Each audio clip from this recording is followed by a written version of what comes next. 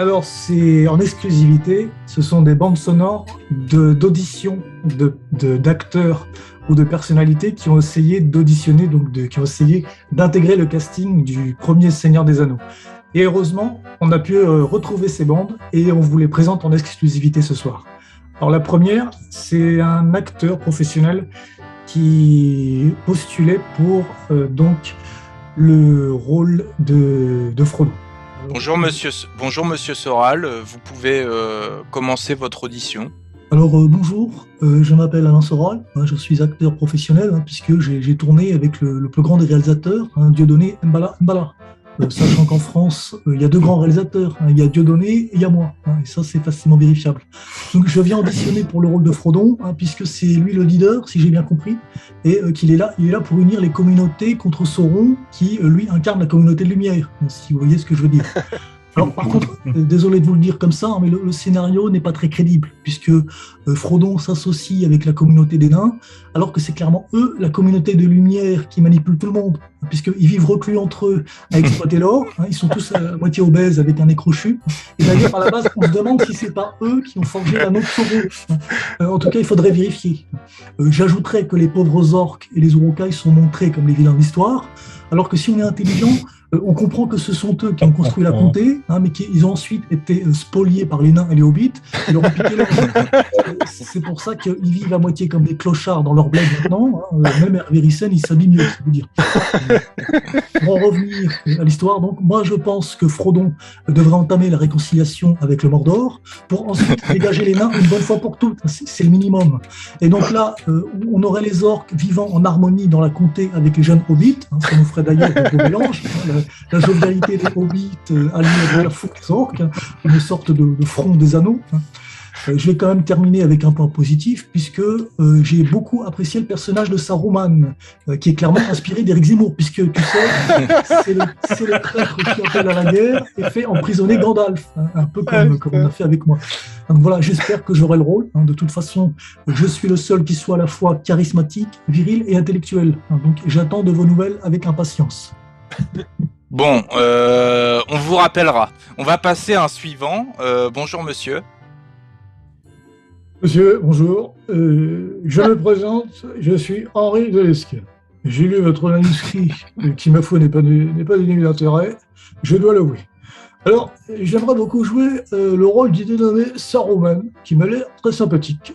Il a vu clair dans le jeu de cet infâme cosmopolite de Gandalf, sûrement un franc-maçon, et de tous ces Candoles, Aragorn et Frodon qui sont en réalité nos ennemis, puisqu'ils se sont alliés aux nains, ces infâmes pharisiens agglutinés dans la mine de la Moria. Alors que les nains sont des usurpateurs qu'il faudrait émigrer au Mordor, puisque pour s'en convaincre, il suffit d'étudier leur trait du visage. Ils ont tout ce qu'il y a de plus orcoïde. Ils sont plus proches de ces horribles orques que des magnifiques elfes de l'Orient. Donc il faut réémigrer ces horribles nains et reprendre tout leur or.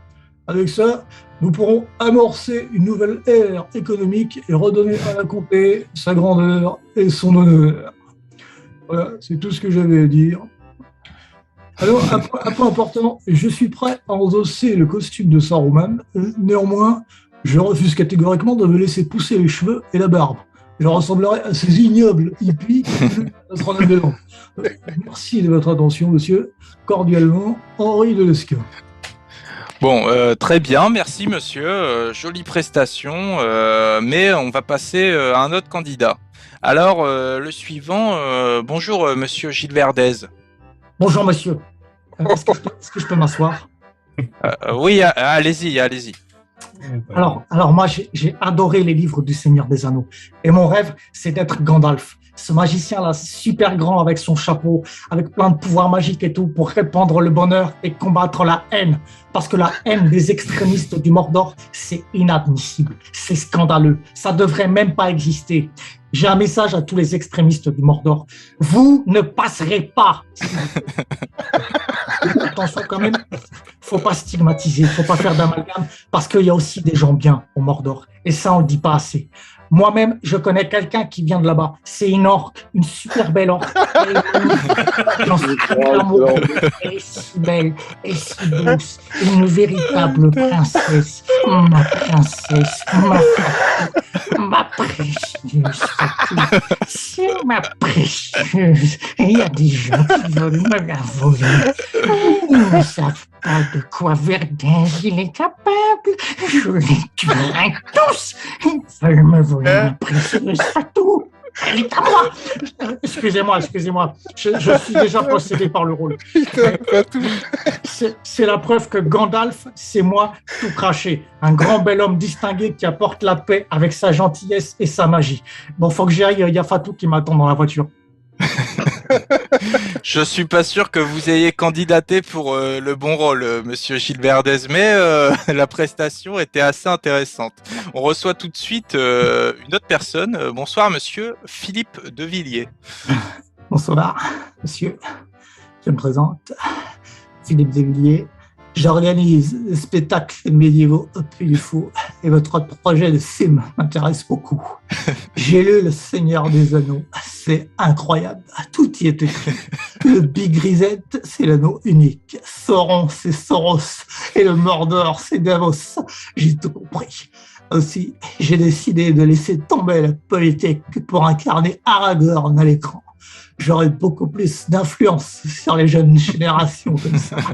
Je sais ce que vous allez dire. Je suis un peu vieux pour le rôle, mais vous vous trompez. Je suis jeune dans la tête. J'ai gardé l'esprit chevaleresque d'Aragorn. Je suis prêt à croiser le fer pour défendre l'Occident de ces ignobles Orokai envoyés par Sauron. Le Big Reset n'aura pas lieu.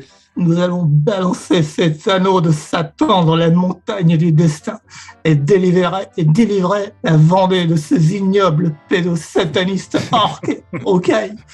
Et moi, Aragorn, fils d'Arathorn, je vais rétablir le droit du sang que m'a légué mon glorieux ancêtre Isildur. Je vais reprendre la couronne qui m'est due grâce à vous, mes amis. Vive le roi et mort à Big Pharma. Voilà, qu'est-ce que vous en pensez ? J'ai été convaincant. Bon, écoutez, c'était pas mal, monsieur Devilliers, mais j'ai envie de donner sa chance au candidat suivant. Bonjour. Alors bonjour, Jean-Robin, journaliste, éditeur et soldat du Christ. Évidemment. Alors j'ai lu Le Seigneur des Anneaux, qui est pas trop mal écrit, même si son auteur, Tolkien, c'était un catho-marxiste.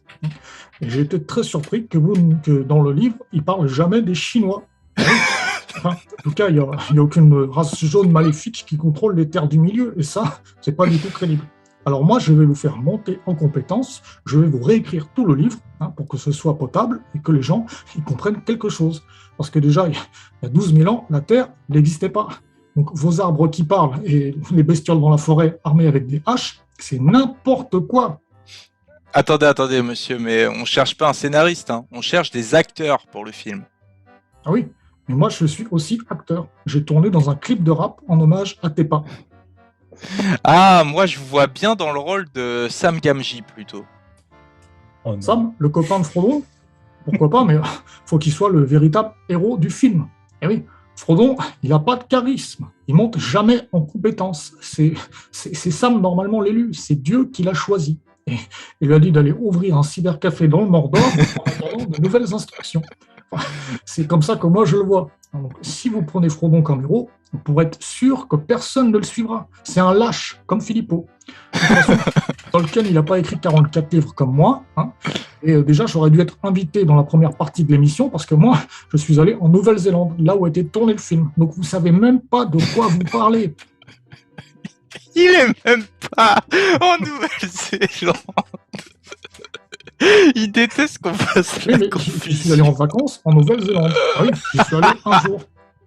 C'était à l'aéroport, mais j'y suis quand même allé en Nouvelle-Zélande.